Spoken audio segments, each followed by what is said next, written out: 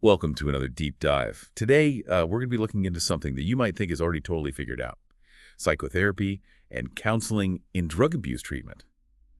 You'd think with, all the folks going through these programs that we would know exactly what works best, right? Yeah. Well, get ready for a surprise, because what we found digging through all these academic papers and research studies is that it's way more complicated than you might think. Yeah, it really is. It is fascinating. You're absolutely right. So many people are in these programs, but the research on psychotherapy and counseling effectiveness in drug abuse treatment is surprisingly thin. Like we've been navigating this huge part of addiction recovery with a fuzzy map at best. So right off the bat, a big mystery. Why is there so little research on something so widely used? Well, I think part of it boils down to the very nature of studying psychotherapy. Like, imagine trying to run an experiment where neither the therapist nor the patient knows what kind of therapy is being used. That's the gold standard for a lot of research, the double-blind study. But how do you do that with talk therapy? It's so difficult. Okay, so a logistical headache for sure. Is funding an issue too? Definitely. Research into pharmaceuticals tends to attract way more funding than psychotherapy research. It's almost like the flashier, more tangible treatment gets all the attention. So we're dealing with a field that's both super important and really tough to study rigorously. But even with those challenges, there are some studies that reveal some pretty surprising findings. One study on cocaine abusers, for example, found something that totally blew my mind. The biggest predictor of whether a patient stayed in treatment wasn't the type of therapy they got, but which therapist they were assigned to. I mean, that's huge, right? Absolutely. It really underscores the importance of the individual therapist in the equation. We often get caught up in the specific techniques of therapy, but this study suggests that the therapists themselves might be the most crucial factor. It's about more than just having a helping relationship. The therapist effect is a real phenomenon. Okay, now this is where it gets really interesting for me. Tell me more about this therapist effect. Well, there's a growing body of research that shows patient outcomes can differ wildly depending on the therapist, even when they're both using the same type of therapy. One study we came across even found that one therapist using a supportive-expressive approach actually made some patients worse. Meanwhile, another therapist using the same type of therapy had incredibly positive results. Talk about a wake-up call. Wow, that's a huge difference. Yeah. So it's not just about finding a therapist, it's about finding the right therapist. Oh, sure. But how on earth do you do that? That's the million-dollar question, and unfortunately, we don't have all the answers yet. But it certainly highlights the need to go beyond just focusing on techniques and start looking at the specific qualities and characteristics of therapists that contribute to successful outcomes. What makes a master therapist, so to speak. All right, so the therapist matters Mm-hmm. a lot. But it's not a complete free-for-all in terms of the type of therapy used. Another study we found suggests that matching the therapy to the patient's needs is also super important. This study found that folks with higher psychiatric severity might actually benefit more from psychotherapy, not less. And people with antisocial personality disorder who also had depression actually responded better to therapy than those with just ASPD. Right. That raises a really important point about individualizing treatment. You can't just apply a one-size-fits-all approach to therapy. We need to think about tailoring therapy to each person's specific needs and challenges. It makes perfect sense. It's like trying to treat a headache and a broken leg with the same painkiller. It just wouldn't work. But even when we're trying to tailor treatments, there are still so many other factors in play. Absolutely. And one of the most challenging to account for is the placebo effect. We all know about it with medications, but it exists in psychotherapy too. The problem is, how do you create a placebo condition in therapy? You can't give someone a sugar pill and call it psychotherapy. Right. You can't just tell someone to sit in a room and chat about the weather and expect that to be a legitimate control group. So how do researchers tackle this ethically and scientifically? It's incredibly difficult. Researchers are trying to come up with what they call non-specific therapy conditions. Basically, they're trying to create something that offers some level of interaction and support, but without the specific techniques or theory behind established therapies. But it's a delicate balancing act between creating a genuine control group and maintaining ethical standards. So this whole placebo effect adds another layer of complexity to an already complex field. But let's say we manage to figure that out. We still face another challenge. The therapies themselves are often incredibly complex. Many of them are like intricate machines with a bunch of different moving parts. How do you figure out which part is actually making the difference? It's a great question. If your car breaks down, you don't just assume the whole engine is faulty, right? You start troubleshooting, trying to figure out which specific part is causing the issue. Researchers are trying to apply the same logic to psychotherapy through a process called dismantling. So they're breaking these complex therapies down into their individual components to see which parts are essential and which ones might be unnecessary. Exactly. Take systematic desensitization therapy, for example, which is often used for phobias. Researchers have separated the relaxation training from the exposure to feared situations to see if both were necessary or if one was doing most of the work. That makes sense. If we can isolate the active ingredients, we can potentially streamline therapies, making them more efficient and effective. But even with this dismantling approach, comparing different therapies head-to-head is still a big challenge. It's not like comparing two brands of aspirin therapies are built on completely different principles and methods. It's more like comparing a symphony orchestra to a jazz band. They both make music, but with completely different instruments and approaches. That's a great analogy. It's incredibly difficult to ensure that two totally different therapies are being delivered with the same level of quality and expertise. How do you compare apples and oranges, especially when the apples and oranges are complex human-delivered interventions? It sounds like we're constantly hitting these methodological roadblocks. And to make matters worse, there's the issue of missing data. People drop out of therapy. They don't always follow the research protocol. It's a researcher's nightmare. It definitely complicates things. Missing data can really skew results and make it tough to draw solid conclusions about a therapy's effectiveness. Researchers are trying to come up with different strategies to handle this, from simpler approaches to more complex statistical methods. But the bottom line is, missing data is a constant threat to the validity of research findings in this field. Okay, so we've got a lot to contend with. The difficulty of designing research, the therapist effect, the placebo effect, the complexity of the therapies themselves, and missing data. It's enough to make anyone dizzy. But even if we grapple with all of that, there's another crucial piece we can't forget.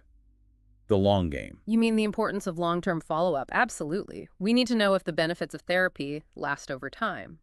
Two therapies that look similar at the end of treatment could have totally different long-term effects. So it's not just about whether a therapy works, but for how long and under what circumstances. We need to move beyond those initial wins and focus more on sustained recovery. I completely agree. And speaking of long-term recovery, there's a bit of an elephant in the room that we haven't touched on yet. 12-step programs like Alcoholics Anonymous, they're incredibly popular and widely believed to be effective, but guess what? Don't tell me. There's not enough research. You got it. It's kind of ironic, right? One of the most widely used approaches to addiction recovery hasn't received much attention from researchers. Why is that? Is it because these programs are community-based and decentralized, which makes them difficult to study? That's part of it, but there's also been some resistance to formal research from within the 12-step community itself. They argue that their approach is based on personal experience and spiritual principles, not scientific data. That's interesting. So we have this potentially powerful tool for recovery, but we lack the scientific evidence to definitively back up its effectiveness. Exactly. And this takes us back to our initial question. How can we make sense of this complex field and find the most effective ways to help people struggling with drug abuse? It's clear we have a lot more work to do. So what does this all mean? Where do we go from here? Let's dig into that further in part 2 of this deep dive. It's a fascinating challenge, isn't it? This whole field is like a giant puzzle with some pieces missing, others that don't quite fit, and maybe even a few from a different puzzle altogether. But that makes it all the more intriguing to try and put it together. Totally. And speaking of intriguing pieces, let's get back to those 12-step programs. I'm curious, what exactly are their concerns about research? Well, they often argue that the 12-step approach is inherently spiritual and based on personal transformation, which, doesn't easily lend itself to traditional research methods. There's also a concern that trying to quantify or analyze their program might somehow dilute its essence or discourage people from participating. I can see that perspective. But still, wouldn't it be valuable to understand more about how these programs work, especially given how many people rely on them? Absolutely.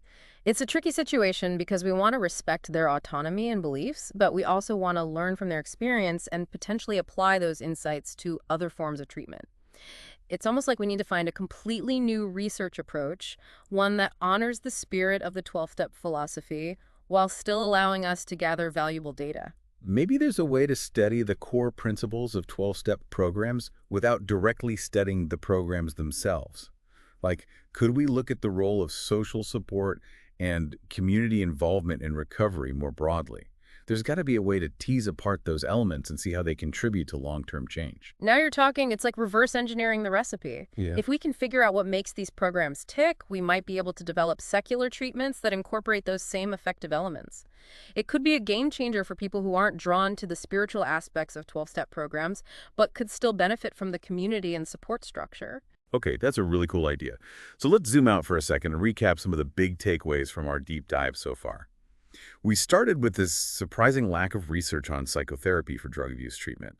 Then we stumbled upon this whole therapist effect thing, which suggests that the therapist himself is a major factor in treatment success. And now we're exploring these 12-step programs that seem to be doing something right, but are also a bit of a mystery. And let's not forget the importance of tailoring treatment to each person's individual needs. Yeah. It's not a one-size-fits-all situation. We need to consider factors like psychiatric severity, personality traits, and any co-occurring disorders. Right, it's like a custom-tailored suit versus buying something off the rack. It's got to fit just right. Yeah. But even with all this talk about individualized treatment, we can't ignore the logistical and ethical challenges of actually researching therapy. Placebo effects, complex interventions, missing data. It's a minefield out there. It definitely keeps researchers on their toes. But amidst all those challenges, there are some promising avenues for future research. We talked about the potential of dismantling therapies to identify those key active ingredients. Imagine if we could pinpoint the exact mechanisms that drive change, we could create even more targeted and efficient treatments. It'd be like upgrading from a clunky old computer to a sleek new laptop. Same basic functions, but faster, more efficient, and way more user-friendly. And as we're streamlining those therapies, we can't forget about the therapists themselves. More research on what makes a master therapist is crucial. It's like figuring out the secret formula of a master chef. What are their techniques, their mindset, their secret ingredients? Exactly. And once we crack that code, we can start training more therapists who possess those qualities. It's a long-term goal, but one with incredible potential to transform the field of drug abuse treatment. Okay, so we've got a lot to look forward to in the future. More research on therapist effects, individualized treatment approaches, breaking down those complex therapies, and figuring out how to study 12-step programs in a way that respects their principles. But while we're looking ahead, we can't forget about the people who need help right now. Absolutely. We can't let the pursuit of perfect knowledge paralyze us from taking action. We have to use the best available evidence to inform our treatment decisions, even while acknowledging the limitations of that evidence. And that means recognizing that we as therapists are part of the equation. Our personalities, skills, and even our biases, all of it impacts how our clients respond to therapy. It's a lot of responsibility, but also incredibly rewarding. Couldn't agree more.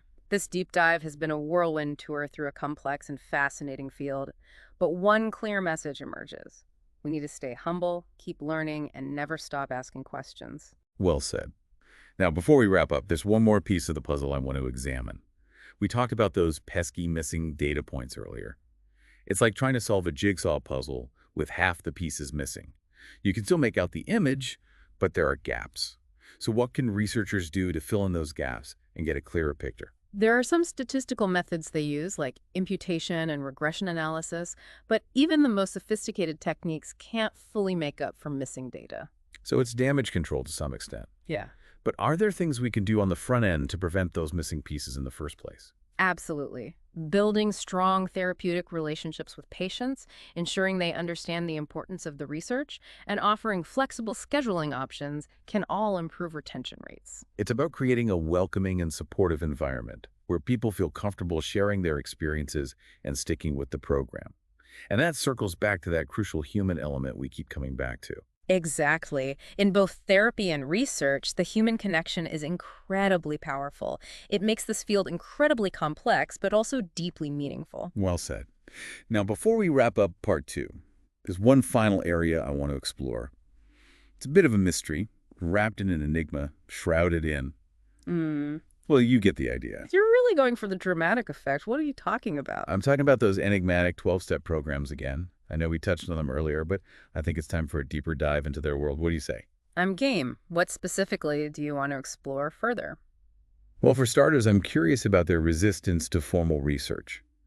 What are their concerns? Are they valid? And, despite their reluctance, are there ways to study these programs that respect their principles while still generating meaningful insights? Maybe a more qualitative approach focusing on the lived experiences of participants. It's like stepping into a different culture, trying to understand their beliefs and practices from the inside out. That's an intriguing idea. We could look at things like the role of spirituality in recovery, the power of peer support, and how the 12 steps impact people's lives. Exactly. It's all about expanding our toolkit, embracing multiple perspectives, and ultimately empowering individuals to take charge of their own healing journeys. It feels like we've only just scratched the surface here.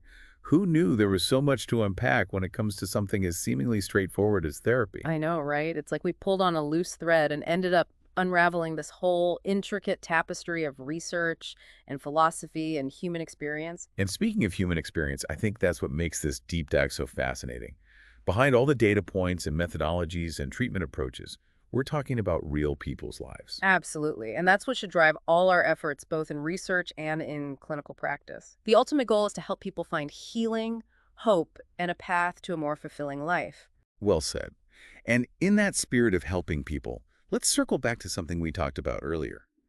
The need for ongoing learning and self-reflection, especially for therapists. Yeah, it's crucial. We have to recognize that we are part of the therapeutic process. Our personalities, our skills, biases, they all play a role in how our clients respond to therapy. It's a lot to be mindful of, for sure, but also, as you said before, incredibly rewarding. Absolutely. It's a privilege to be part of someone's healing journey. So as we wrap up this deep dive, what would you say are the biggest takeaways for therapists listening in? Well, I'd say a few key things come to mind. First, never underestimate the power of the therapeutic relationship. It's the foundation upon which everything else is built. Second, be willing to question your assumptions and keep learning. The field is constantly evolving, and we need to evolve with it. And finally, remember that there's no right way to do therapy. What works for one person might not work for another. So we need to be flexible, adaptable, and always willing to tailor our approach to meet the individual needs of our clients. Those are some great points. It's about staying curious, staying humble, and never losing sight of the human element in all of this. Exactly. And that goes for researchers too.